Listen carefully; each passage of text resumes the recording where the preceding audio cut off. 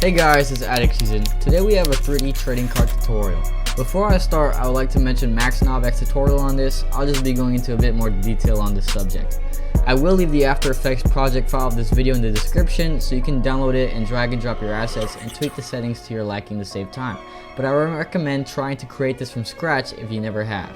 Also, if you're an editor or videographer, I highly recommend you join his Discord server. It's a hub for editors and photographers, anyone creative alike, to share ideas and projects. Alright, let's get into this video. So first, with creating your trading card, we're going to want to create the base, the card itself. So I'm going to hop into Photoshop right here. Here's the setting I use, the preset. I like to use 1920 by 1080. Here are the settings. You can see it right there. I'm just going to hit create. You will see I have a card on there. That was just for reference. You won't need that. But first, you're going to grab the rounded square tool, and you're going to want to draw a little square. That'll be the edge of your trading card. I'm going to go up here, and I'm going to mess with the settings. I'm going to turn the stroke up to make it a little thicker. And I'm going to change the color. I made it white in this video.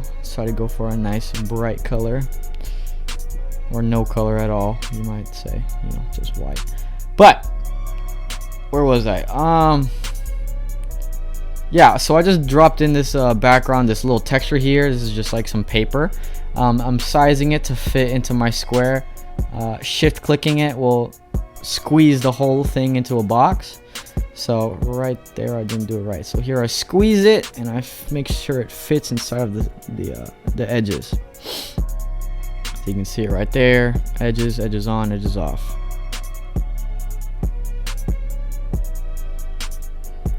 Next, what are we doing next? You're going to go to your rounded rectangle, and you're going to want to go to the effects, and you're going to hit bevel and emboss. This is going to give your edges a 3D kind of look. I have these settings set to so. You can do the exact same. Chisel soft, depth 1000, size 250. So as you can see now, my edges are a little bit more rough. You can kind of see them a little bit better. Here I am messing with the settings. I just kept it how it was, how I have it, my normal default.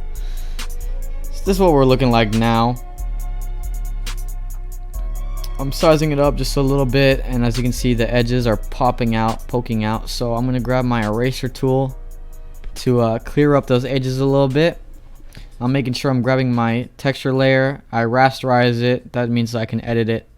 It turns it into pixels, signs, whatever. Cleaning those edges up a little bit. Now I'm going to grab my rectangle tool, not the rounded rectangle, but my rectangle tool. And I'm going to draw a square along my card. This is going to be the picture frame of your card. So for this one, I did more of a longer frame. And I'm just going to put some text at the bottom later. So here I am. I find a nice size. As we did before, we're going to mess with the settings. I'm going to change the color to white. I'm going to turn my stroke up a little bit, make that square a little bit thicker. And of course, we have to add our bevel and emboss. Give that edge its edgy 3D look. Don't mess with the settings like I just did there. I was just, fucking around. Alright.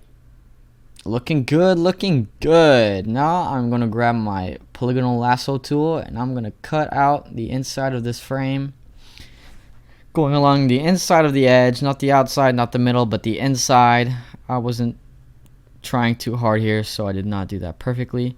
But once I have that selected, I'm going to click on my texture layer, and I'm going to press Ctrl X to delete everything that's in that selection. So there we go. There's our card. There's the base. We have our card, the texture. We're going to add some letters onto it later. We have it see-through. Make sure it's PNG. It's looking pretty good. I'm liking that.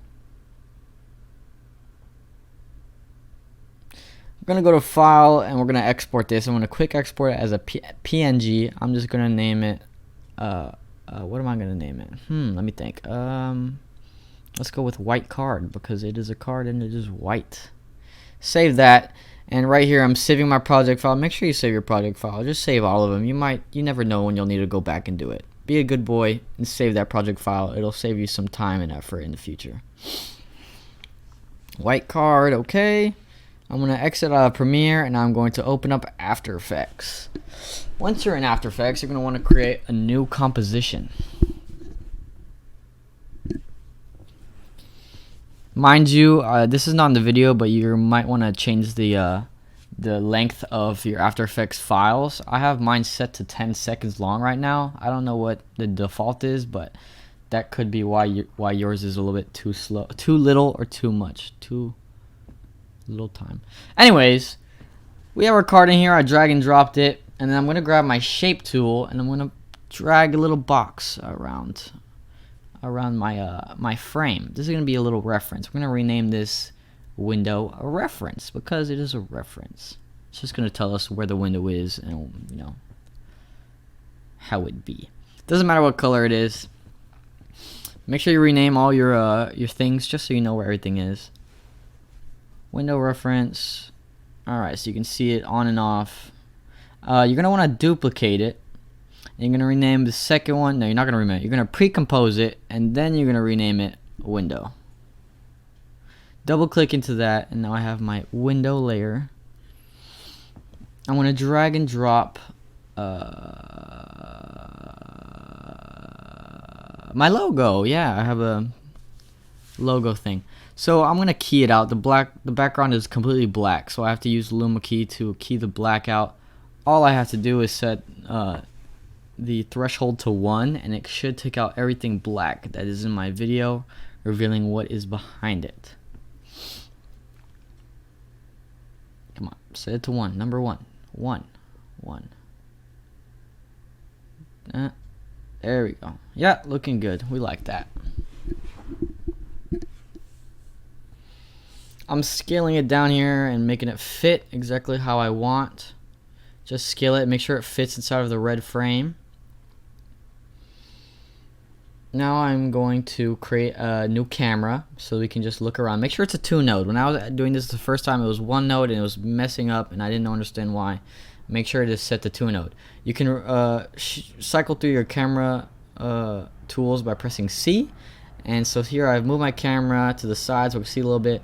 And then I took my video, what I have inside the card, and I pushed it back a little bit so that way it'll be behind the card, creating a bit of a 3D effect.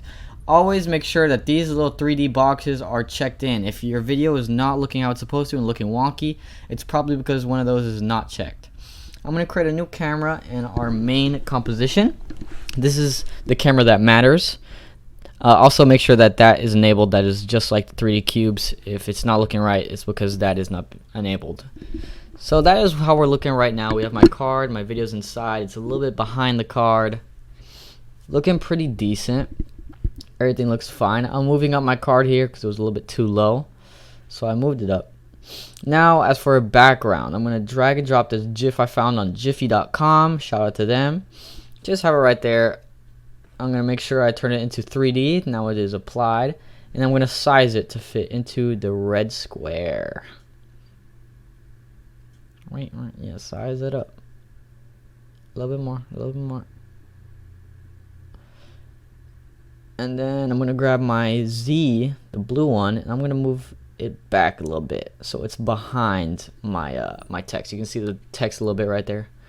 So it's going to be behind it. So that's how we're looking like now. We got the card, we got the text, and then we got the background. All right.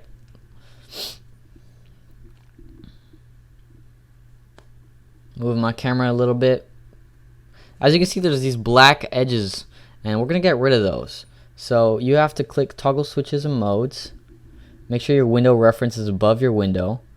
And then set this button and set to alpha matte window reference. Now it'll stay inside. As you can see, there's still some black bars, so we have to scale up our background to fit there. As you'll see, I didn't scale it up all the way because I don't plan on turning the card that much, but you can scale it up as much as you want to, and you know, have it however you like. It's now looking a little bit better. You know, there's less black lines. If I wanted to fix those, I could, but for the sake of this video, I will not, because fuck that shit. Looking pretty good. I'm liking this card. I'm gonna grab my camera layer, and now we're gonna start working with our camera keyframes. So I'm gonna reset them. I'm gonna first move my my thingy-majigger in the beginning. I'm gonna turn on all my keyframes. You can do that all at once by clicking shift and dragging down. I'm gonna go to a little bit farther in the video and turn it using my camera tool. Turn it again, making these keyframes. And then if we go back and look, this is how it looks. So now we have this camera moving our card. It's really just the camera moving, creating that effect, but you get the idea. So I'm cleaning my camera up here, doing some nitpicking, just making it look overall a lot better. With Keyframe Assistant, you can change how the keyframes look. You can also do different, like, interpolation. That's a thing. I don't know much about it, but you can do that.